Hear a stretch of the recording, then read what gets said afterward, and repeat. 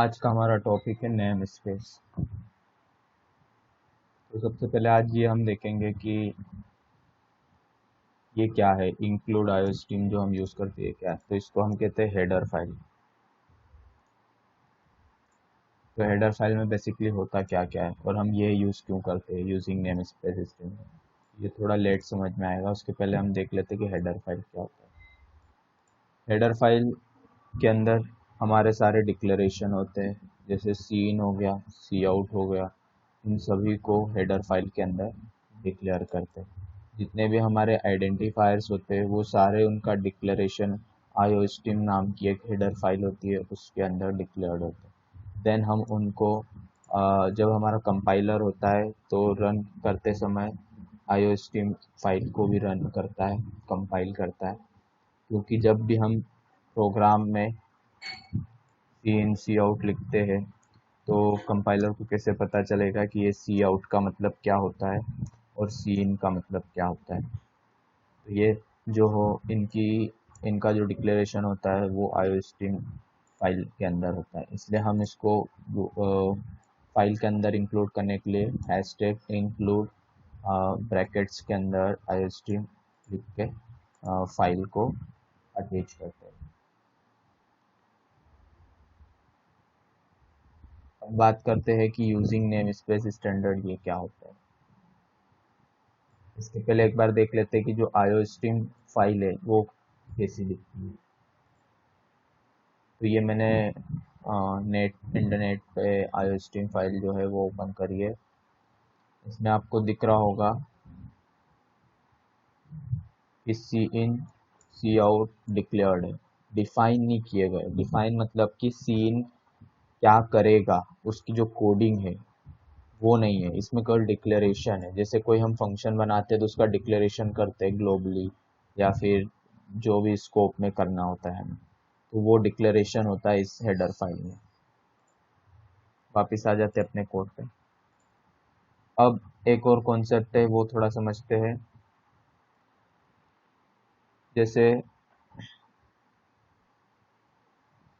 हमने सी आउट को डिक्लेयर किया है और सी इन को डिक्लेयर किया हुआ है, ऐसे बहुत सारे और भी फंक्शंस इंटी क्लासेस भी डिफाइन कर सकते हैं हम किसी हेडर फाइल में। तो हमने क्या किया कि बहुत सारे डिक्लेरेशन में कुछ कुछ का ग्रुप बना लिया है। फॉर एग्जांपल्स यहाँ पे एग्जांपल लेता हूँ मैं कि सी आउट डिक्लेयर किया गया है, सी इन डिक्लेयर किया गया है, और भी कुछ डिक्लेयर किया गया है, और है कुछ, और है कुछ। तो मैंने क्या किया कि सी इन सी आउट और ये तीन को एक ग्रुप में ले लिया और इन तीन को दूसरे ग्रुप में डाल दिया। अब ये ग्रुपिंग करने के लिए हमें नेम स्पेस का यूज़ करना होता है। तो ग्रुपिंग करने के लिए क्या करेंगे, हम लिखेंगे नेम स्पेस। ये हम हेडर फाइल के अंदर की बात कर रहे हैं कि आईओ स्ट्रीम में कैसे सी आउट और सी इन को नेम स्पेस से लिखा होगा। तो नेम स्पेस लिखा होगा और कोई भी नाम दे दे, तो हम यहाँ पे std नाम दे देते हैं, ठीक है। और ये इसके अंदर आ जाएगा कर्ली ब्रैकेट के अंदर। यहाँ पे ध्यान रखना, यहाँ पे कॉलन नहीं आएगा, ये क्लास के अंदर कॉलन होता है। ये नेम स्पेस है इसलिए हम यहाँ पे कॉलन नहीं लगाएंगे। तो ये हमने समझ लिया कि ग्रुपिंग करते हैं, ग्रुपिंग करने से हमारे कुछ कोड अलग हो जाते हैं, तो इसकी ग्रुपिंग करने के लिए हम नेम स्पेस की हेल्प लेते हैं। तो जो हमारे सीन और सी आउट है जो इस हेडर फाइल के अंदर है, उसमें हमारा सीन सी आउट एक अलग नेम स्पेस में बना हुआ है। तो वो देखते कौन सी नेम स्पेस है। ये जो हमारा सीन और सी आउट है वो std नाम की नेम स्पेस में बना हुआ है, इसीलिए अब हम ये यूज करते हैं यूजिंग नेम स्पेस स्टैंडर्ड। अब यहाँ पे एक बात ये भी आती है, अगर हम इसको नहीं भी यूज करेंगे, कमेंट कर देते हैं, इसको नहीं भी यूज करेंगे तो भी हम कोड को रन कर सकते हैं, बट उसके लिए क्या यूज करना पड़ेगा वो देखते हैं, ठीक है। फॉर एग्जांपल हमने इंट मेन लिखा और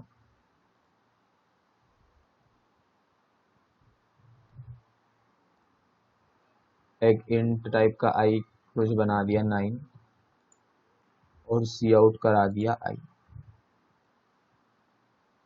यूजिंग नेम स्पेस स्टैंडर्ड। अभी इसको थोड़ी देर के लिए कमेंट कर देते हैं।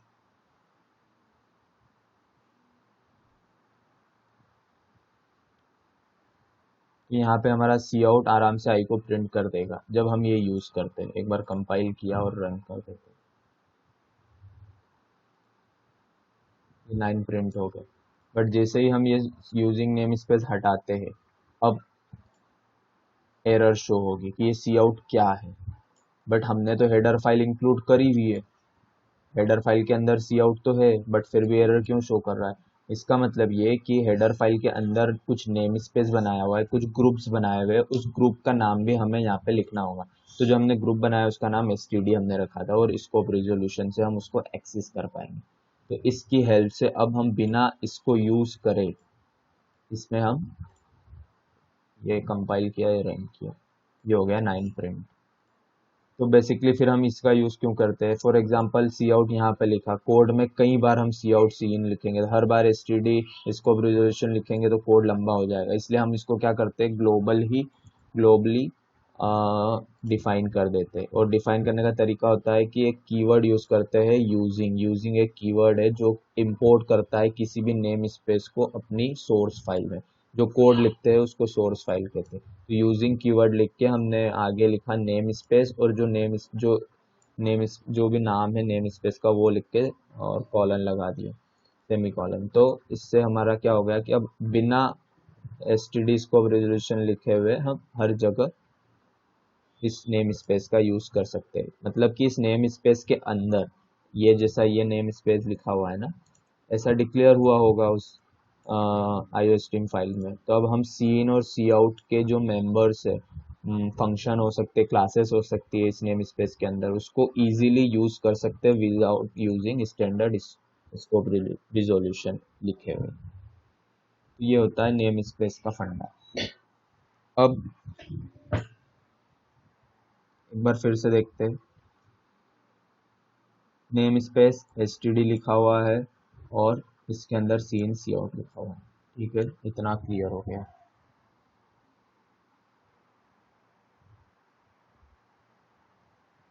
अब ये अपन ने हेडर फाइल में देखा। अब मान लो कि हम कोई नेम स्पेस अपने सोर्स फाइल में ही बनाना चाहते हैं, तो हम बना सकते हैं।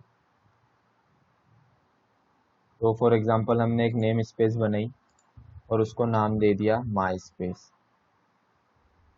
माई स्पेस नाम की एक हेडर फाइल बना दी, सॉरी हेडर फाइल ने नेम स्पेस बना दी। इसमें हेडर फाइल इज यूज इसलिए नहीं कर रहे क्योंकि नेम स्पेस हम खुद ही सोर्स फाइल में यूज कर रहे हैं, इसलिए कोई हेडर फाइल को इंक्लूड करने की ज़रूरत नहीं है। अब माई स्पेस नाम की बना दी, इसमें मान लो कि मैंने इंट ए डिक्लेयर कर दिया, कुछ भी आप इसमें डिक्लेयर कर सकते हो। और एक फंक्शन डिक्लेयर कर लेते हैं, इसमें डिक्लेरेशन ही होगा। और एक एग्जांपल के लिए क्लास भी डिक्लेयर कर देते हैं, क्लास का नाम दे देते हैं सिंपल हेलो। अब क्लास के अंदर भी कुछ कोडिंग होगी, तो क्लास के अंदर सिंपली मान लो एक मैंने पब्लिक फंक्शन बना देता हूँ, पब्लिक फंक्शन वॉइड, ये भी एक हेलो नाम का ही बना देता हूँ।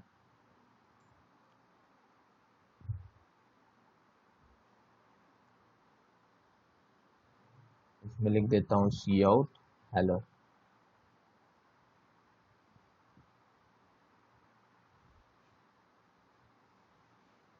तो ये मैंने एक नेम स्पेस बनाई जिसमें सारे ये डिक्लेरेशन कर दिए।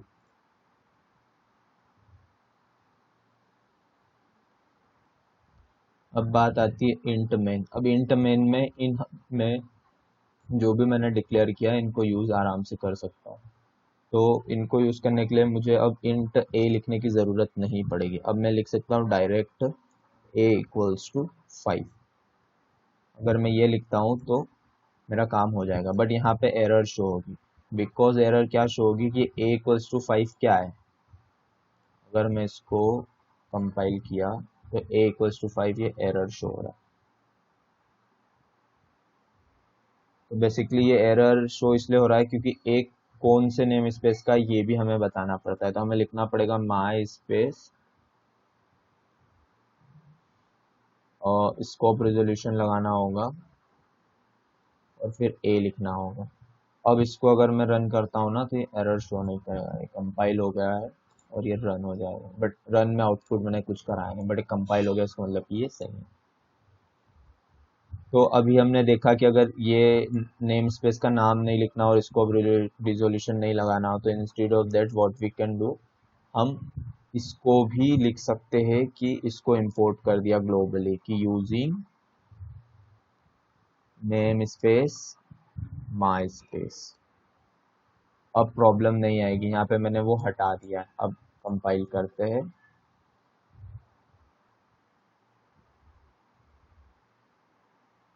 ये अभी भी एरर शो कर रहा है, तो इसका मतलब कि ये कह रहा है कि माई स्पेस क्या है। हमने हमें इसको यूज करना होगा after defining name space. Now I will compile it easily, it will B compile and it will run. ठीक है, तो यहाँ से एक ये वाला कॉन्सेप्ट क्लियर होता है, इसको पूछना खेल खत्म। अब फॉर एग्जांपल हमें F1 को यूज करना है हमारे फंक्शन में। तो मान लो कि F1 और रन कर दिया हमने। ठीक है, अब इसको ये run source file is not compiled okay, तो इसने एरर शो किया। तो ये एरर ये कह रहा है कि बेसिकली जो F1 है उसको आपने डिक्लेयर तो किया हुआ है, बट F1 को आपने डिफाइन नहीं किया हुआ है। डिफाइन मतलब कि उसके F1 की कोडिंग क्या है, तो F1 की कोडिंग को हमें लिखना होगा बाहर। तो हमने लिखा void F1 और बाहर लिख दिया। इसके अंदर कुछ भी कोडिंग लाइक सी आउट करा देते हैं और सी आउट में करा देते हैं कि इन F1 हम F1 के, ठीक है। अब फिर रन किया, फिर इसने एरर शो कर दिया। इसका मतलब ये है कि हमें ये भी बताना पड़ेगा कि ये F1 जो है वो कौन से नेम स्पेस का है। तो हमें यहाँ पे बताना पड़ेगा कि यहाँ पे क्या लिखना पड़ेगा कि नेम स्पेस का नाम है my space scope resolution. Now if we will run it, compile it and run it, then it will be in F1, हम F1 के अंदर। अब इसका कोई शॉर्टकट नहीं है, बिकॉज डिक्लेयर करने के बाद डिफाइन करते समय फंक्शन या क्लास के अंदर ऑफ कोर्स ये लिखना ही होगा। Okay, got the point. अब एक बार क्लास को भी यूज करके देख लेते हैं। क्लास टाइप का मैं एक क्लास हमारी क्या है, हेलो। हेलो टाइप का मैंने एक ऑब्जेक्ट बनाया, एच नाम का ही बना देता हूँ। अब एच डॉट हेलो रन कराते हैं, then we will see what happen. Compile हो गया इजीली, रन कर, तो इन F1 और ये हेलो भी प्रिंट हो गए।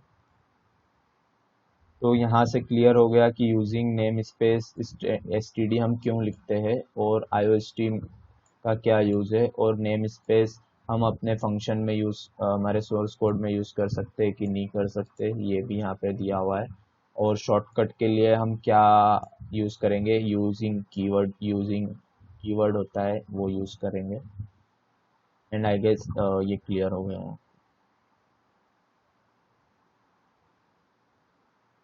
इसमें एक चीज़ और है कि अगर मान लो कि दो सेम नाम की हमने नेम स्पेस बना दी है, then there is no problem at all. For example कि ये नेम स्पेस नाम की दो क्लासेस मैंने अगर बना दी है,